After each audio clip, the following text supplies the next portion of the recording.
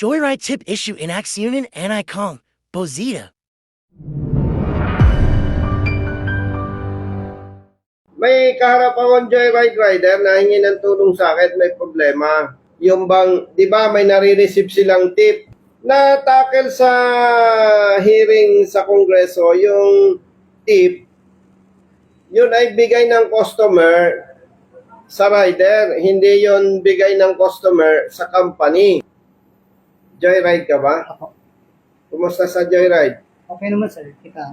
May tanong ako sa'yo, totoo ba na kinakaltasan kayo sa tip? Meron po. May cut?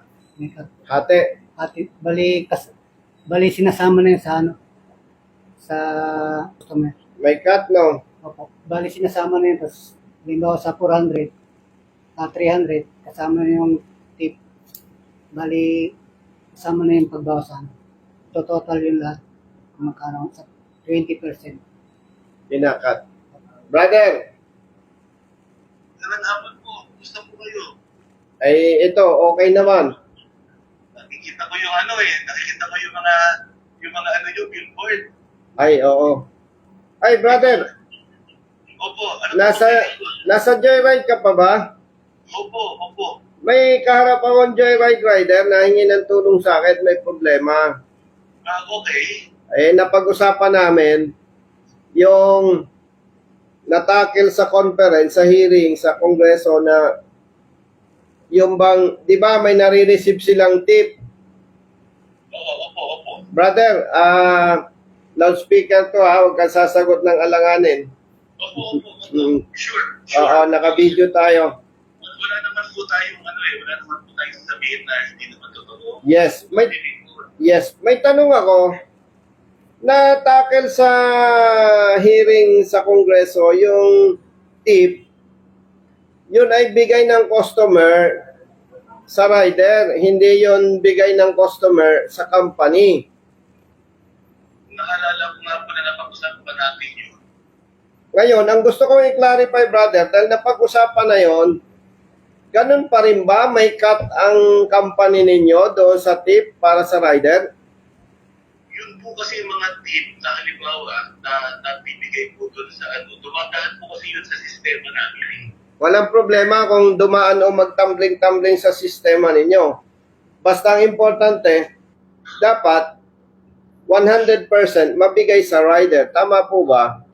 Ang ginagawa po kasi natin, alam naman po ng mga driver natin at mapag-meeting po at mapag-training, pumapasok po sa amin at very clear naman po sa kanila na basta po dumaan po sa lahat ng sistema, ang nangyayari, lahat po yun kasama dun sa transaction na naka-arrange, no?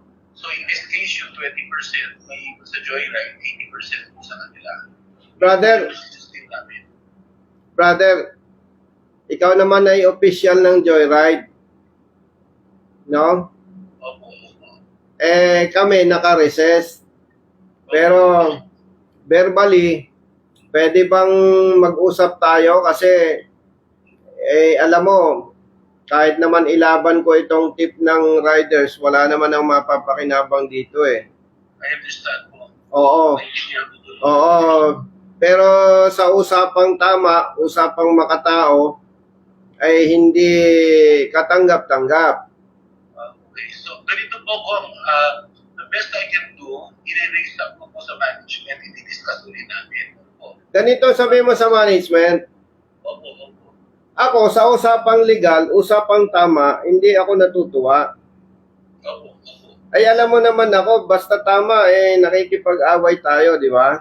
Naiintindihan ko naman po. Oo. Sa nagagalit. Oo. Paano sa nagagalit. Tama. Wala naman tayong pinagbago. Oo. Kung saan po yung conceptually na tama naman, di ba?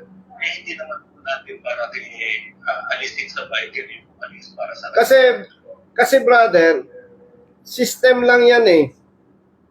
Kumbaga kaya ninyong ayusin yan eh. Kaya ayun po, ang gagawin ko po, I will do my best to present po ito sa management. Tingnan natin kung paano natin gagawin yan. Ganito kapatid, pakisabi sa management, effective immediately, ayusin ninyo.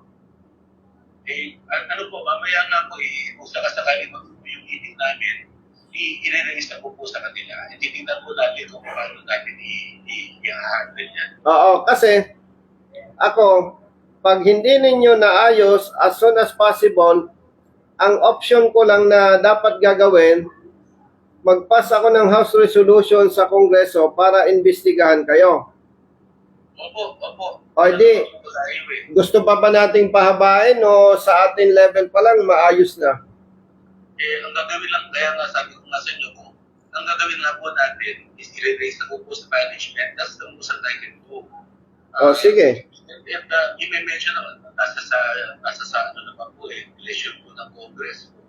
Ano po ang maging desisyon. Alam mo brother, kaya ako sinasabi ito, ako may kasabihan kami sa Batangas, kung kaya sa paupo, huwag patayo. Siya nga po. Ano po ba lang kayo din? Ang nanay ko po ay nagtatanawan.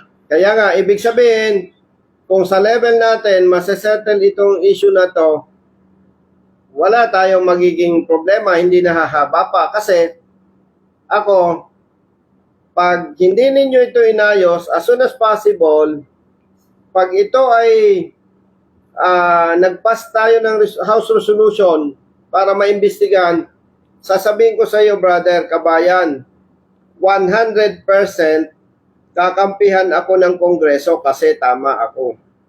Opo. Ano naman po ano man po ang wisdom ng Kongreso, susunod na naman din po kami. Hindi, kaya sinasabi ko 100% susuportahan ako ng Kongreso sapagkat yung tip na ibinibigay ng customer ay natuwa siya sa performance ng rider, hindi yon para sa company. At kahit mag-research tayo, kahit sa restaurant, kumain ka, may tip. Para yon sa personnel, hindi yon para sa company. Tama ba? Well, ang ano naman po din, I agree naman po, talaga din na gano'n. Sinasabi din naman natin, mahalin naman po, natuwa din naman ng customer dahil maganda naman ang naging servisyo na ginawa nyo. Pero okay lang po. Pero ano to, brother, nag-research na ako, yung tip talaga para sa rider. Yan yun po, paabot po natin kagad yun at i-discuss namin. Bibigyan po namin yan talaga ng kahalagahan yung request niyo. Oo, kasi yung ibang hindi naman ganyan eh. So, aasahan ko yan. Today is Tuesday. Hopefully, may ma-receive akong feedback sa'yo bukas. Baka po mahirapan tayo, pero I will reassure you naman na as soon as meron tayong magiging direksyon niya, I will let you know.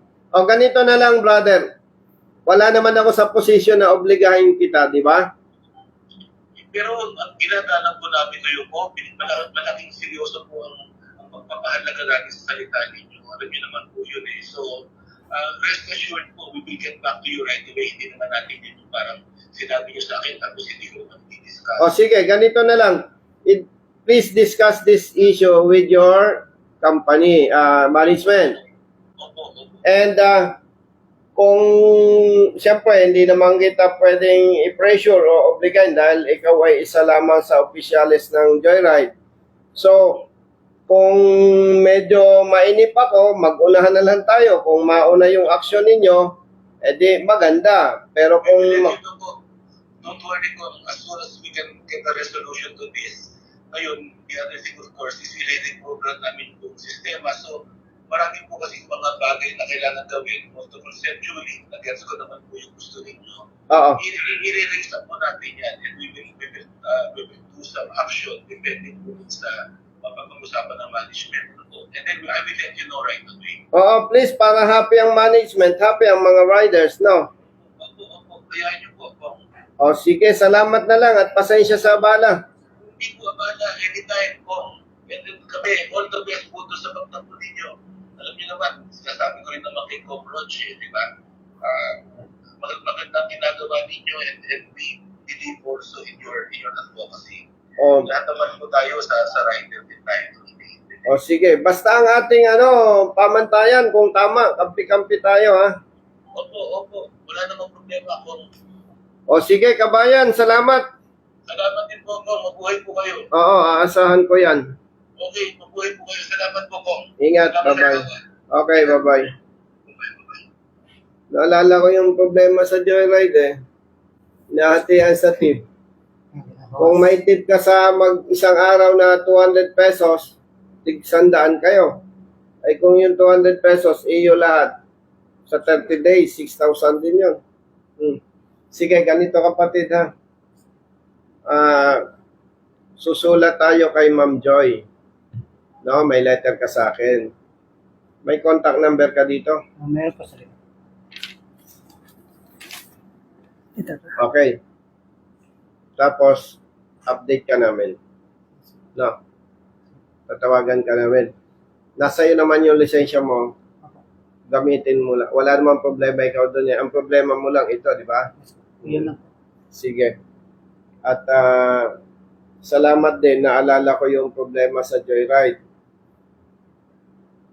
Official ng Joyride yung kausap ko. No? Kasi brother Matt, ang tip sa riders talaga yun. Dapat nga. Tama ba ako? Dapat po sa rider. Oo, kaya nagpapakahirap eh. Di bale. Siyempre, nasa system yun eh. Para bang ang nasa system, lahat ng papasok na pera na bayad hati, 80, 20. 20% sa kanila, 80% sa inyo. So, kumbaga, ang nangyayari, kung ang pasahe niya, ang customer mo ay 100 pesos, nagbigay ng 20, di 120. Yun yung magiging 80%, 20% sa kanila. Ano? Sige. Okay, sige. Okay. Ingat ha. Pamilyado ka ba? Mag-ingat. Anak. Dalawang anak mo. Di, siyempre, maliit pang anak mo, di ba? Yung pangalawa, first year. Kapag open ang kalsada, anong pinakamabilis mong takbo? Hating gabi, Commonwealth, open. Ano lang, sakto lang ko sa Ano? 40-50. Hindi ka nagsisinungaling ha? Yes sir. Oh, congratulations. Kaya, Talagang mabubuhay ka hanggat gusto mo. No? Okay? okay sir. Kasi, kaya hindi tama yung sobrang bilis. Walang silbi ang preno ng motorsiklo sa biglang sitwasyon o pagtigil. Ibig sabihin, open siya, sobrang bilis mo, pag may nag-cut sa'yo, Yun nga po. goodbye Philippines. Okay? O sige, ayos. Kasi para pag sobrang bilis talaga, anytime. Reklamo rin yung pasero. Thanks for watching.